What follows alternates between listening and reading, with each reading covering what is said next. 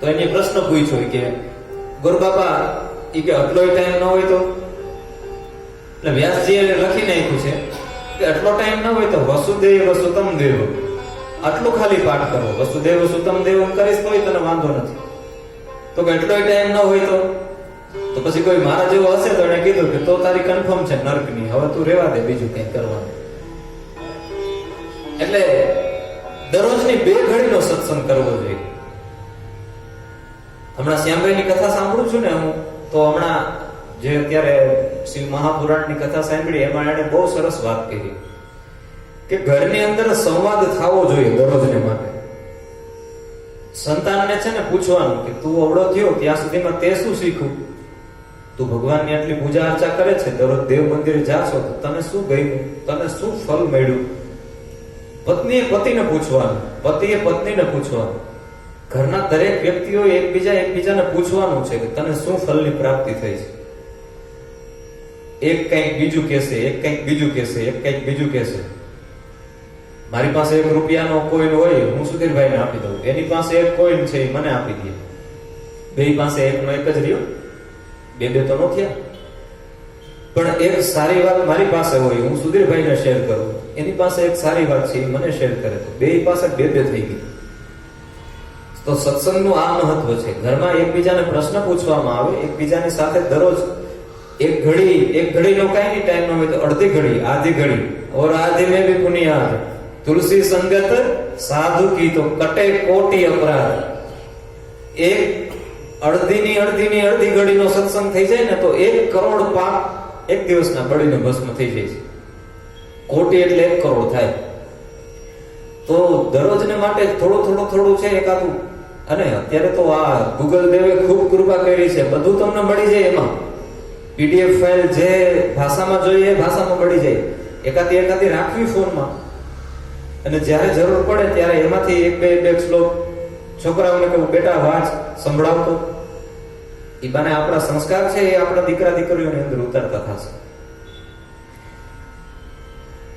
અહીંયા કીધું છે કે 2 ઘડીનો દરરોજને માટે સત્સંગ કરવો જોઈએ. અને ખાસ કરીને શ્રાવણ માસની અંદર તો ચોક્કસથી શ્રવણ કરવું જોઈએ એવું કીધું છે.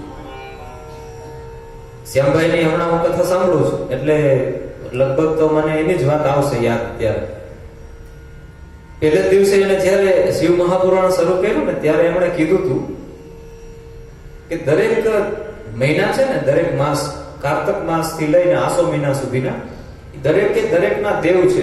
દરેક છે એ એક નક્ષત્રના નામ ઉપરથી અને એમનું નામ પડ્યું છે. જેમ કે કાર્તક મહિનો છે તો એક કૃતિકા નક્ષત્ર ઉપરથી નામ પડ્યું છે. માગસર મહિનો છે તો માગશીર્ષ નક્ષત્ર ઉપરથી. મહા મહિનો છે તો મઘા નક્ષત્ર ઉપરથી. પોષ છે તો પુષ્ય નક્ષત્ર ઉપરથી. ફાગણ છે તો ફાલ્ગુની. ચૈત્ર છે તો ચિત્રા. વૈશાખ છે તો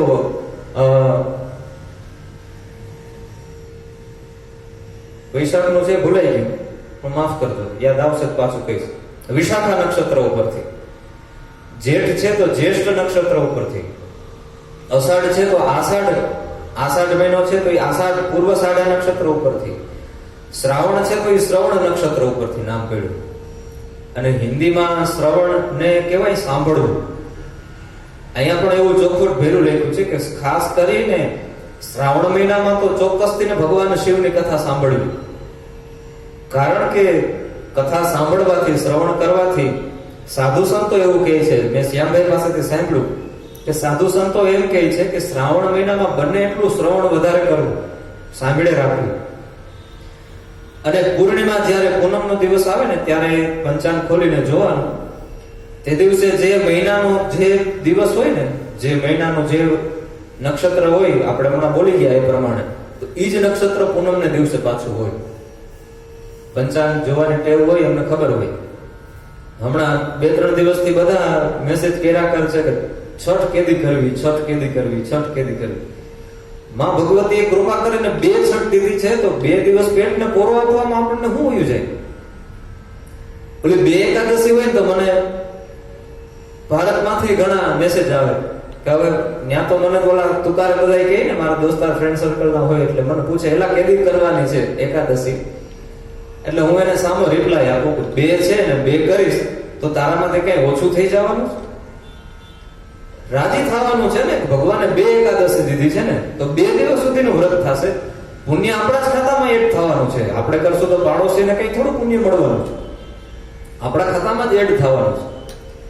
2 એકાદશી છે તો 2 એકાદશી કરવી જોઈએ. કાલે છઠ છે, પરમ દિવસે પણ છઠ છે, એટલે 2 દિવસ છઠ છે. 2 દિવસ ઠંડુ ખાય તો કઈ વાંધો નથી. અને સાતમ છે એ મંગળવારે છે, એટલે આજે હજી મેસેજ પાછા કે એકબીજાને મોકલી દેજો, એટલે પછી પાછા કાલ આવીને પૂછે નહીં કે દિવસે છે. રાંધણ છઠ ને આ તો 2 દી બનાવો ને. સાતમ નું ઠંડુ ખાઈ લેજો બધા 1 દિવસ. હા, ઠંડુ 1 દિવસ ખાઓ. રાંધવાનું 2. ઓહો, આગળનું ખોટું થઈ ગયું સુધીરભાઈ, ધર્મેશભાઈ. બેનોને રાંધવાનું આવે ને એટલે 1 લેવલ નો એક પ્રશ્ન છે તમને. આ તો બધા ઘરના અહીં બેઠા એટલે કહી દઉં. દરરોજ વર્લ્ડ લેવલ નો પ્રશ્ન છે, રાતના રસોઈ હું કરવી. આ કેના ઘરમાં નથી ઈ મને કયો. બધાના ઘરમાં એક પ્રશ્ન તો ઉભો જ હોય કે રાતના હું કરવી. મેનુ આખું મહિના દિવસનું તૈયાર હોય ને તોય પૂછશે કે રાતના હું કરવી. એટલે આ વર્લ્ડ લેવલ નો પ્રશ્ન છે બેનો માટે. મને ખીજા છે બધા કે આ 2 દિવસ રાંધવાના ક્યાં તમે કયો છો? ગમે 1 દિવસ નું કીધું તો બરોબર હતું. નારાયણ. ભગવાને કૃપા કરી છે તો 2 દિવસ વ્રત થાય તો 2 દિવસ કરવું. બાકી તો શ્રાવણ મહિનામાં ભગવાનનું શિવજીનું શ્રવણ જેટલું થશે એટલું તો કરવાના છે. હવે હમણાં 8 દિવસ સુધી. અને જપ તપ જેટલા થાય એટલા અહીંયા બેઠા બેઠા કઈ બીજું તો કામ નથી, ખાલી હાથ જ હાલે છે. મોઢું ને જીભ તો હાવ ફ્રી જ છે. તો બેઠા બેઠા ઓમ નમઃ શિવાય, ઓમ નમઃ શિવાય, ઓમ નમઃ શિવાય કરો. કેટલી માળાઓના જપ થઈ જશે. ઘરે વિચારો જોઈએ, આ સમયે તમે ઘરે ફ્રી હોત તો આટલા જપ થોડા કરવાના હતા. સત્સંગમાં બેઠા છીએ તો આટલા જપ થશે ને. તો શક્ય હોય એટલા બેસી અને ઓમ નમઃ શિવાયના જપ કરજો.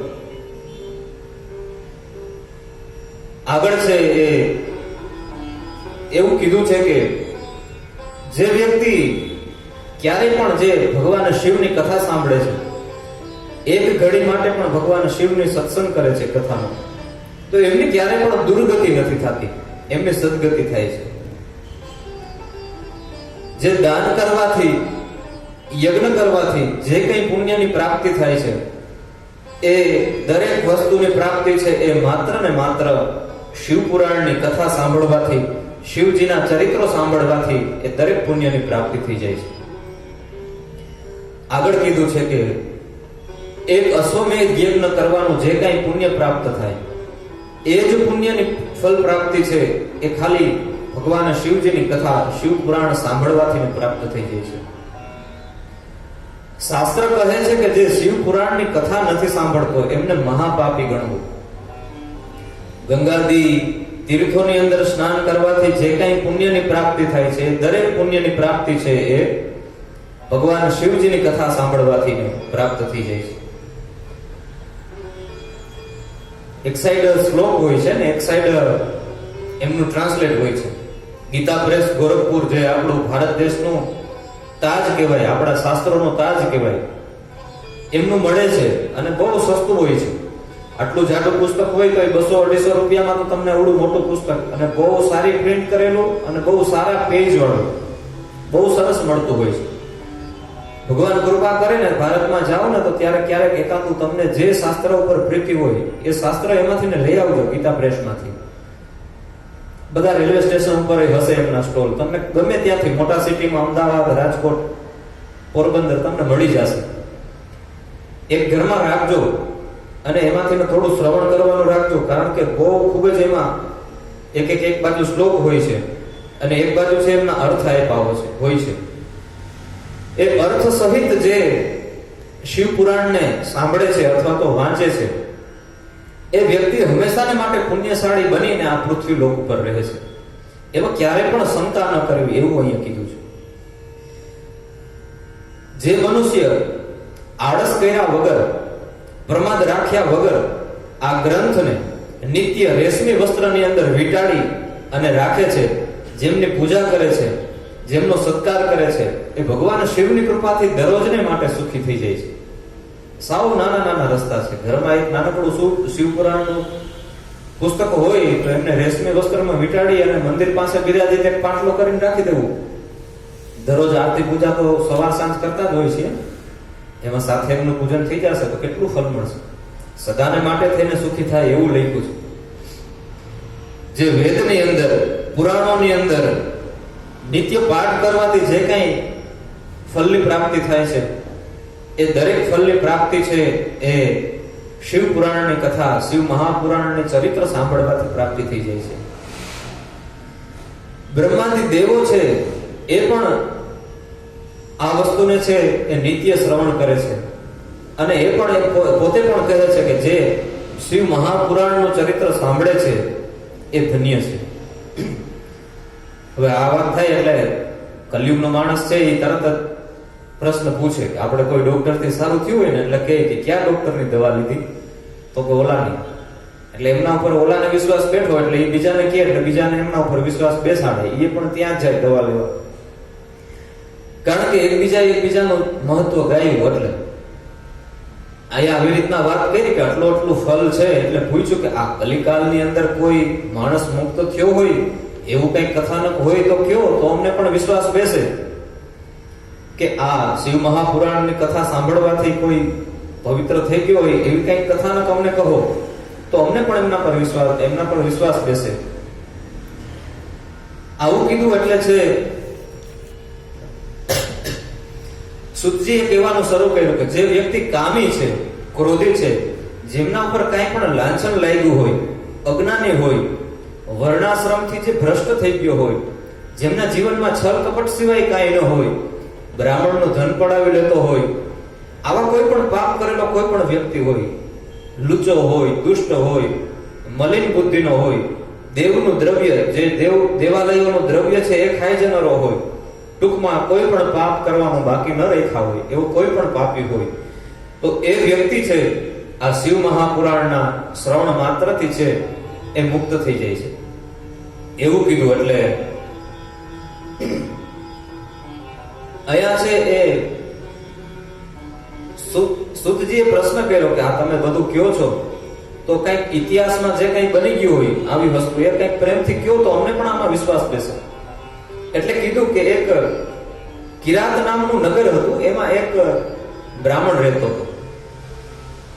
આ બ્રાહ્મણ છે એ દરિદ્ર હતો અને ન કરવાના કૃત્યો કરતો હતો, સાધુ સંતોની છે ક્યારેય સેવા ન કરતો અને ખૂબ જ પાપ કર્મો કરીને પોતાનું જીવન જીવતો હતો.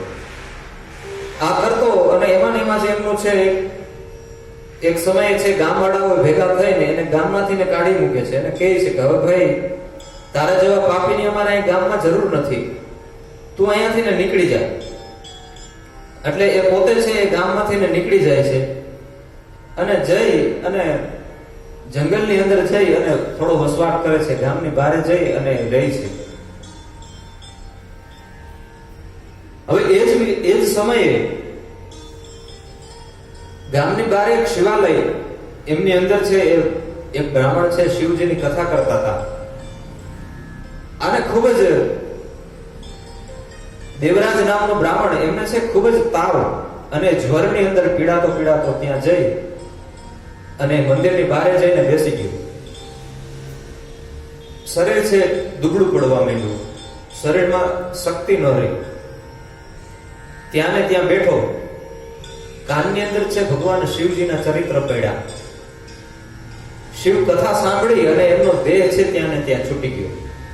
જીવનભર તો ખૂબ પાપ કર્યા હતા, વ્યભિચારની અંદર ફસાણો હતો, વ્યસનોની અંદર ફસાણો હતો, ગણિકાઓની અંદર ફસાણો હતો. સ્વભાવતી નામની ગણિકા હતી, એમની અંદર ફસાઈ અને ખૂબ જ કુકર્મો કર્યા હતા. અંત સમયે માત્ર ભગવાન શિવના નામ, શિવના ચરિત્ર કાનની અંદર પડ્યા અને છે એમનો ઉદ્ધાર થઈ ગયો. એવું અહીંયા વર્ણન છે એ સુતજીની સામે છે સોનક ઋષિએ છે એ કીધું છે. સુતજીએ કીધું અને કીધું કે આગળ હું તમને બીજું એવું કલિયુગનું કથાનક કહું છું, એ તમે સાંભળો. પૂર્વકાળની અંદર છે એક જે જંગલની અંદર રહી અને બધા શિકાર કરનારાઓ હોય, જે શિકારીઓ હોય એના જેવું જીવન જીવતા હતા. એક ગામ આખું એવું હતું કે જેમાં સત્કર્મો કોઈ પણ નહોતા કરતા, આવા દુષ્કર્મો વાળા જ માણસો રહેતા હતા. એ જ ગામની અંદર એક બિંદુક નામનો બ્રાહ્મણ રહેતો હતો અને એમની પત્ની છે એ ચંચુલા નામની એમની પત્ની હતી. થોડા સમય માટે થઈ અને ઘરની અંદર રહી અને બંને જણાનો સંસાર હાલ્યો. થોડા વર્ષો ગયા. પતિ છે એ કુકર્મોની અંદર, વ્યભિચારની અંદર લાગી ગયો, ખોટા રસ્તે ચડી ગયો અને આમને આમ છે એમની પત્ની પણ આ બધું જોઈ અને એમને પણ એમ થયું કે મારો પતિ જો સદકર્મની અંદર નથી, સદ રસ્તે નથી, તો આવા પતિ સાથે રહેવું કે ન રહેવું બધું એક જ છે. પત્ની પણ બીજા પુરુષની સાથે છે એ વ્યભિચારની અંદર લાગી જાય છે. હજારો વર્ષો આમ બંને જણા છે એ કેટલા વર્ષો સુધી આમનામ જીવન જીવે રાખે છે. એક દિવસ આ બિંદુકને છે ખબર પડે છે કે એમની પત્ની છે એ પણ વ્યભિચારની અંદર ગળી ગઈ છે. બંને જણા ખૂબ જ ઝઘડો કરે છે ઘરની અંદર. ત્યારે પત્ની પણ કહે છે કે કામા તુરાણમ ન ભયમ ન લજ્જા, તું જે આ કુકર્મોની અંદર છે તો હું પણ મારી રીતના હું મારું જીવન સ્વતંત્ર જીવવા માંડી છું. ત્યારે કીધું કે કાંઈ વાંધો નહીં. ચંચુલાને કીધું કે હવે એક કામ કર, તું એ પરપુરુષ પાસેથી ધન મેળવીને મને દે અને આ ધન હું મેળવીને એક ગણિકાને આપીને હું પણ મારું કાર્ય સિદ્ધ કરું, તું તારું કાર્ય સિદ્ધ કર. વ્યભિચારની અંદર બંને જણાએ કેટલા વર્ષો સુધી જીવવા માંડ્યા. દેવ યોગી એક વખત છે એ બિંદુકનું મૃત્યુ થઈ જાય છે. મરી અને પોતે છે એ કેટલા વર્ષો સુધી પ્રેત યોનિ ભટકે છે. પ્રેત યોનિમાં કેટલા જન્મો સુધી, કેટલા વર્ષો સુધી છે એ નરકની યાતના ભોગવે છે. અને એ પછી છે વિંધ્યાચલ પર્વત ઉપર પોતે પ્રેત બની અને પ્રેત યોનિમાં ત્યાં ભટકે છે. આવી જ રીતના ઘણા વર્ષો બીજા પણ વયા જાય છે. અને ત્યારે એ જ સમયે આ ચંચુલા છે એ પણ એમના બધા કુટુંબીજનો સાથે છે એ તીર્થયાત્રા માટે જાય છે. તીર્થયાત્રામાં જાય છે અને ત્યાં એક વયોવૃદ્ધ બ્રાહ્મણ છે એ શિવજીનું મહાત્મ્ય, શિવ કથાનું શ્રવણ કરાવતા હોય છે. શિવ કથામાં એવું સાંભળે છે ચુંચુલા કે જે સ્ત્રીએ અને જે પુરુષોએ વ્યભિચારની અંદર પોતાનું જીવન ગાળ્યું હોય એને યમના દૂતો છે ગરમા ગરમ લોઢાના લોખંડના સળિયા કરીને એના ગુપ્તાંગોની અંદર એમના ડામ આપે છે. આ જયારે શ્રવણ કર્યું ત્યારે આ ચુંચુલા છે એ થરથર કાપી ઉઠી કે મેં તો આ દરેક દુષ્કર્મો કરીને આ અત્યારે હું અહીંયા બેઠી છું. સાંજના સમયે જયારે કથાનો વિરામ થયો ત્યારે ભૂદેવની બાજુમાં જઈ અને એ ચંચુલાએ પૂછ્યું છે કે તમે જે આ વાત કરી આજે કે દુષ્કર્મ કરનારાને આટલા ખરાબ ફલ ભોગવવા પડે, તો મેં તો આ બધા દુષ્કર્મો કર્યા છે, હું આમાંથી કેમ છૂટીશ? મને પ્રેમથી તમે કહો. ત્યારે બ્રાહ્મણે કીધું કે તને જે પ્રાયશ્ચિત થયો છે એટલા માટે થઈ અને હું તને રસ્તો બતાવું છું. આ રસ્તા ઉપર તું ચાલીશ તો ચોક્કસથી તારી સદગતિ થશે. કીધું કે તું ભગવાન શિવના શરણમાં જા, શિવની ઉપાસના કર. જ્યારે આ વાત થઈ, શિવજીની ઉપાસના કરવાની વાત કરી, ત્યારે આ ચંચુલાએ છે પોતાના જે શ્રૃંગાર હતા બધા ઉતારી નાખ્યા છે. સફેદ વસ્ત્રો ધારણ કરી લીધા છે. સંપૂર્ણ શરીર ઉપર ભસ્મના ત્રિપુંડ, આખા શરીર ઉપર ભસ્મના લેપ કરી લીધા છે. ગળાની અંદર રુદ્રાક્ષોની માળા, હાથના કાંડાઓની અંદર રુદ્રાક્ષની માળા, બાજુબંધોની અંદર રુદ્રાક્ષની માળા, સતી જેવું જીવન જીવવાનું શરૂ કરી દીધું. સતત મુખની અંદર ભગવાન શિવના જપ, ઓમ નમઃ શિવાય, ઓમ નમઃ શિવાય, ઓમ નમઃ શિવાય. રાત્રિના સુવે તો પણ ભગવાન શિવના જપ, સવારમાં ઉઠે તો પણ મનમાં શિવના જપ. પૂર્ણ સમય છે માત્ર ને માત્ર ભગવાન શિવના જપની અંદર કાઢવા લાગી. અંત સમય આવ્યો, મૃત્યુ પામી અને જ્યારે યમના દૂતો એમને લેવા માટે આવે છે. તો યમના પાસ તોડાવી અને શિવદૂતો આવે છે, જેમને પણ સરસના ત્રિપુંડ્ર ધારણ કરેલા અને વાઘાંબર પહેરેલા સાક્ષાત ભગવાન શિવના રૂપની અંદર એ બધા આવી અને આ ચુંચુલાને છે લઈ જાય છે ભગવાન શિવના ધામની અંદર.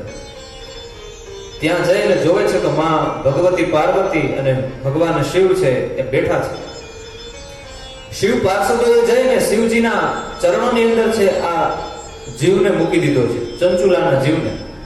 એને કીધું કે તું હવે અહીંયા રહે, તારે આ ભગવાનની પાસે રહેવાનું. કેટલા કુકર્મો કર્યા હતા પૃથ્વી લોક ઉપર, વિચારો. આ કુકર્મો કરવા છતાં પણ ભગવાન શિવનું સાનિધ્ય પ્રાપ્ત થઈ ગયું. અને માં પાર્વતીએ કીધું કે તું ચંચુલા, તું હવેથી ને મારી સખી થઈ જા. મારી મિત્રતા, તારી ને મારી મિત્રતા હંમેશા. માં ભગવતીએ પોતાની ચરણોની સેવા માટે થઈને આ ચંચુલાને રાખી લીધી છે. એ સમયે થોડા વર્ષો નીકળી ગયા પછી ચંચુલાને છે એ મનથીને એવો વિચાર કર્યો કે મારા પતિએ પણ આવા દુષ્કર્મો કર્યા છે, એમની કઈ ગતિ થઈ હશે, લાવો માં ભગવતીને પૂછું. માં પાર્વતીને જઈને પૂછે છે કે માં, મારા પતિએ પણ આવા કુકર્મો કરવામાં બાકી નથી રાખ્યું, એમની કઈ ગતિ થઈ છે, તમે મને કહો. ત્યારે માં પાર્વતી એવું કહે છે કે તારા પતિએ છે એ હજારો વર્ષોની નરકની યાતના ભોગવી વિંધ્યાચલ પર્વત ઉપર પ્રેત બનીને અત્યારે ભટકે છે. આ વાત સાંભળી એટલે તરત જ માં ભગવતીને કહે છે કે માં, મારા પતિની સદગતિ થાય એવો કઈક મને રસ્તો બતાવો. હું ઈચ્છું છું કે મારા પતિને પણ સદગતિની પ્રાપ્તિ થાય.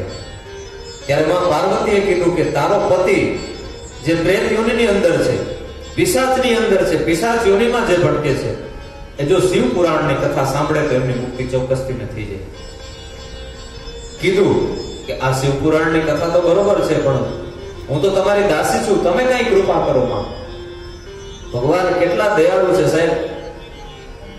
ભક્ત છે ભગવાનને ઓર્ડર કરે છે, ભગવાન તમે કઈ ગોઠવી દો, અને માં ભગવતી ગોઠવી દે છે. શિવના ગણને, પાર્ષદને બોલાવીને કહે છે કે વિંધ્યાચલ પર્વત ઉપર જઈ અને આ બિંદુક જ્યાં છે પ્રેત યોનિની અંદર ભટકે છે, એમને તો શિવ પુરાણની કથા સંભળાવો. ચંચુલા પણ એમની સાથે જવા માટે થઈને તૈયાર થાય છે.